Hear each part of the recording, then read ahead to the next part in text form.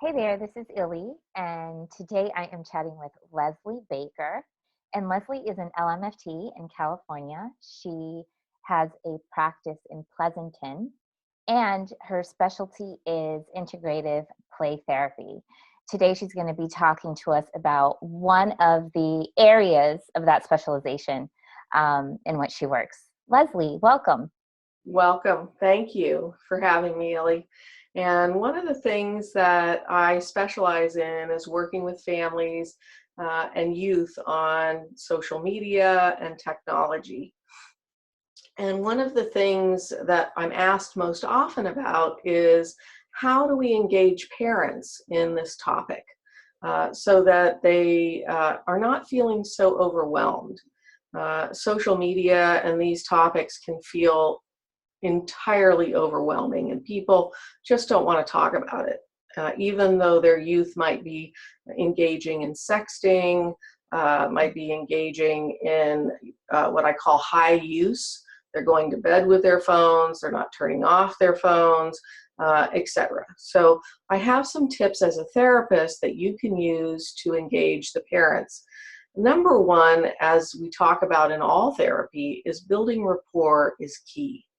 So you want to make sure that you take time to really do some real rapport building. I often listen for my parents and analogies and metaphors that they may use in describing this situation for them. And you want to not just reflect or summarize what they're saying, but you really want to develop an understanding first before you offer any solutions. Really key here. And it's not just reflective listening, but I've borrowed some from the Gottman work because I'm also a certified Gottman therapist. It's not just reflective listening, it's also making sure that along with your summary that you take time to validate. So something like that would be, so I hear that you're feeling overwhelmed. I understand that for you, this is taking up lots of time and energy. And I can understand, so here's the validation part, I can understand that this is much of a struggle for you and your family. The validation part really supports the piece and helps people feel heard. So you want to combine the two. A lot of us stop at active listening, that the summary, but we don't add the validation. So I find that that's a piece that's really important. You also really want to focus on the positive. A lot of us get into the no good, very bad, ugly media. And all that really does is fuel the angst for parents. So there's a lot of research that talks about how media texting each other and your son or daughter are texting you from upstairs, that's called micro connection. And connecting with your family across the states or in other countries can be very connecting. So I also try to talk about what is positive about media.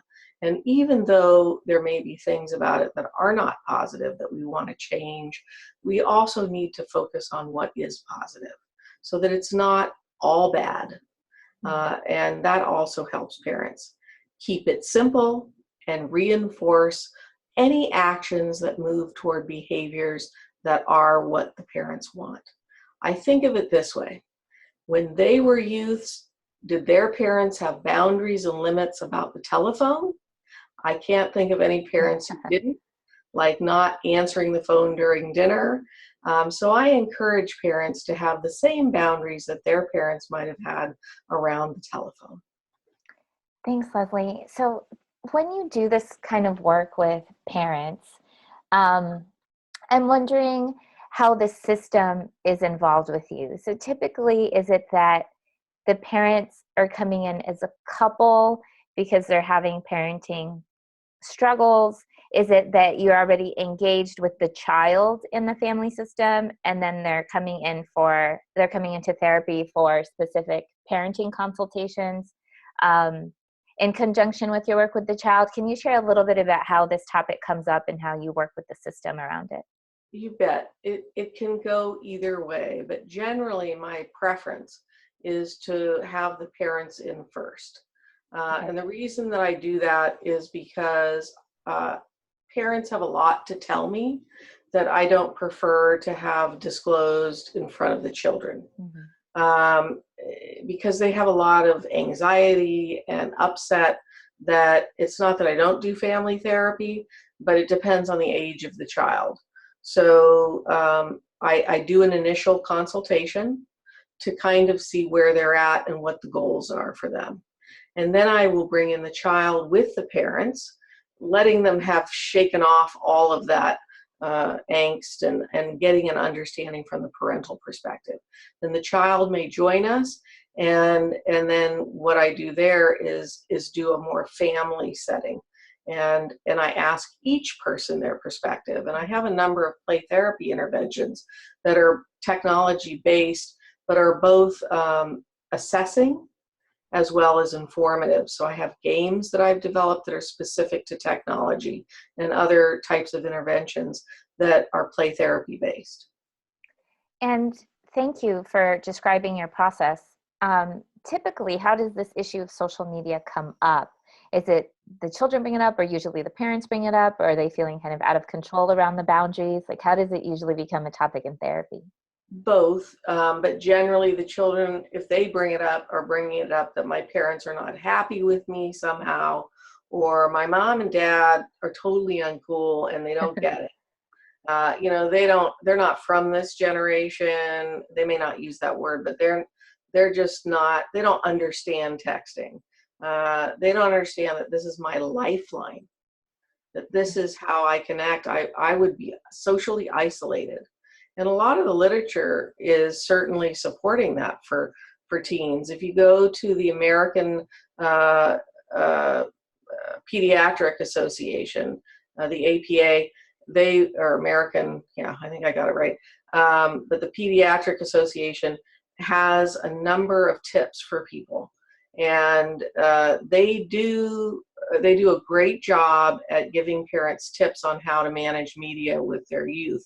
But parents also come in. Most parents' concerns are if there's any sexting going on, if they feel that their youth are not sleeping, if the grades have dropped. So those are often things that bring children in from parents, bringing them into me. I also have a lot of overuse where they feel like their children are completely in the media all the time and they're not connecting with their youth.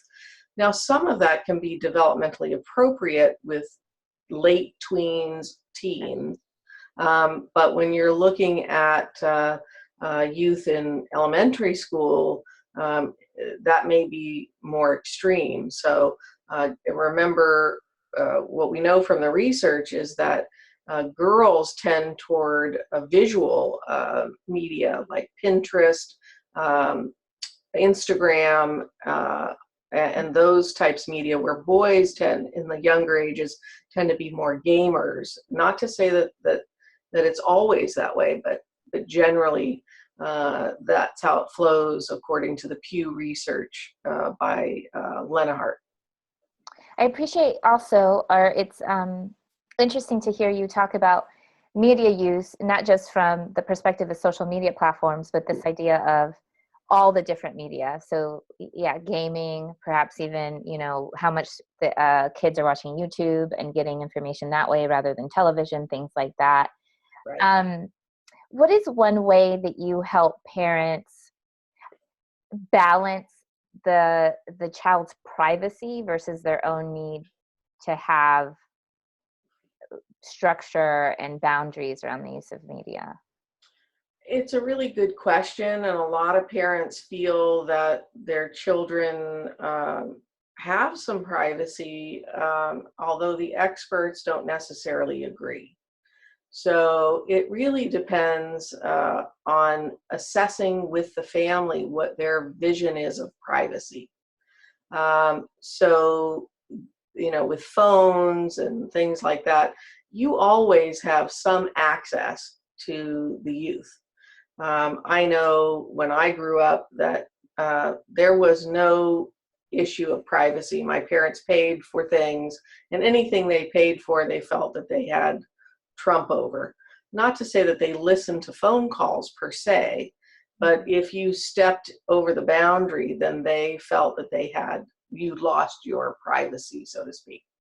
My parents range anywhere from absolute privacy for the youth to no privacy for the youth. There are problems and good things about, I always shoot for the middle. And what I mean by that is all and none can be a problem in anything. So the problem with shutting it down completely and having no privacy at all is you send a message of no trust, and ultimately one day a child is going to have to manage their own media on some level. So I take more of an approach of building toward that. But in the beginning, I think a youth needs supervision and needs boundaries, because all of us as youth did. I remember the old days when people had a playpen.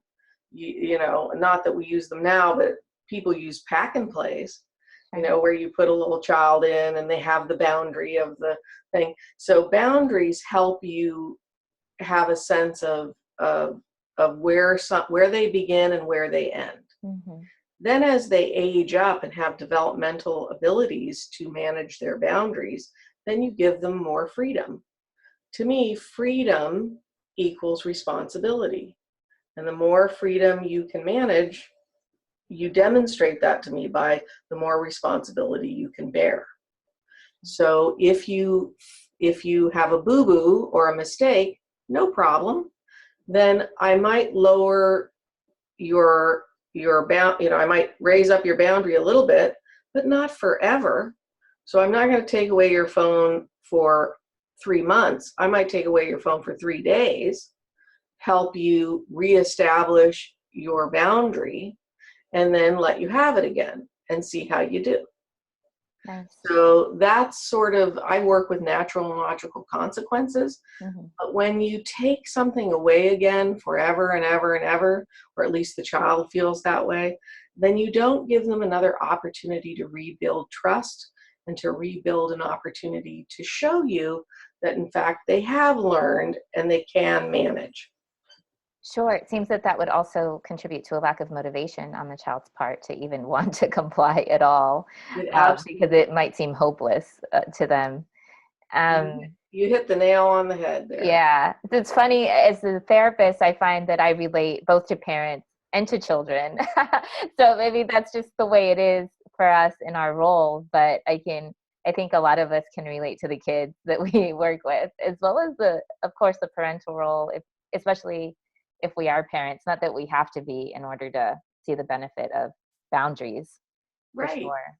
I'm not interested in shaming children, or, it's kind of like the idea of, in addiction, you can shame and blame people, but that doesn't help people feel better or make healthier choices for themselves. Did we ever grow from being yelled at and told, you're no good, very bad, and awful? I never did. So to me, you have to look at media the same way. Shaming people is not a growth opportunity. Right. Well, Leslie, thank you so much for your time today. Could you cover the 3 tips that you gave briefly? Just list them for us again at the end, so as a reminder. Yes. So I'd like you to build rapport, as you always would, and I'd like you to develop understanding, address parents' overwhelm by making sure that you summarize and validate them. I'd like you to focus on the positive and keep it simple. And lastly, I'd like you to reinforce any of your parents' and your youth's movement toward improvement. Thanks so much, Leslie. I appreciate your time. Thank you.